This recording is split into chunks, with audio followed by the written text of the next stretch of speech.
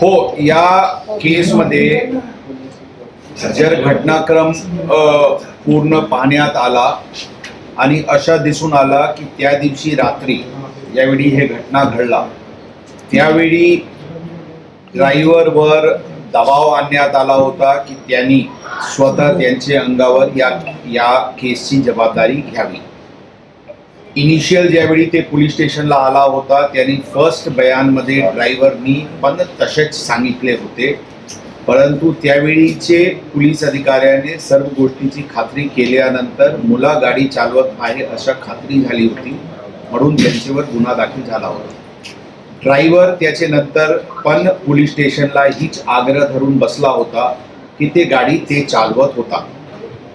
रात्री 11 वाजताचे सुमारास ड्रायव्हरला पोलीस स्टेशनवरून सोडण्यात ज्यावेळी आला त्यावेळी आरोपी यामध्ये त्यांना ते घरी जात असताना त्याने थांबवला आणि त्यांनी त्यांचे गाडीमध्ये बसून त्यांचे घरी घेऊन गेले आणि आरोपींनी त्यांच्याकडून जे मोबाईल त्यांचे ताब्यात ठेवला आणि यांना त्यांचे घरी डांबून ठेवला। त्यांना कोणाशी बोलायचे नाही, कुठेही जायचे नाही, आम्ही जसे सांगतो तसेच तुम्हाला बयान द्यायची, अशा प्रकारचे आरोपी त्यांच्यावर दबाव टाकत होता। पुढच्या दिवशी त्यांची बायको आणि इतर फॅमिली मेंबर्स हे घरी आल्या नसल्यामुळे शोधत ते त्यांचे आरोपीचे घरी पोहोचले आणि तिथे त्यांनी ओरडा करून शेवटी यांना तिथून घेऊन गेले। त्याचे नंतर हे ड्रायव्हर अत्यंत भीतीचे वातावरणात होता।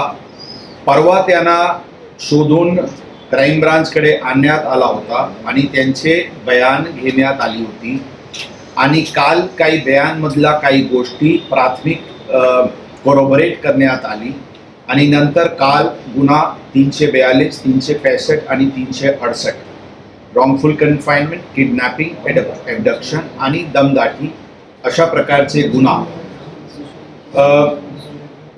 2 आरोपी विरुद्ध दाखल करण्यात आलेली आहे। एक आरोपी यांना अटक करण्यात आलेली आहे, त्यांना आज कोर्टात प्रोड्यूस करण्यात येते। दुसरा जे आरोपी आहे ते सध्या ज्युडिशियल कस्टडीमध्ये असल्यामुळे त्याचे प्रोसिजर करून त्यांना ताब्यात घेण्याची कारवाई करण्यात येईल। कधी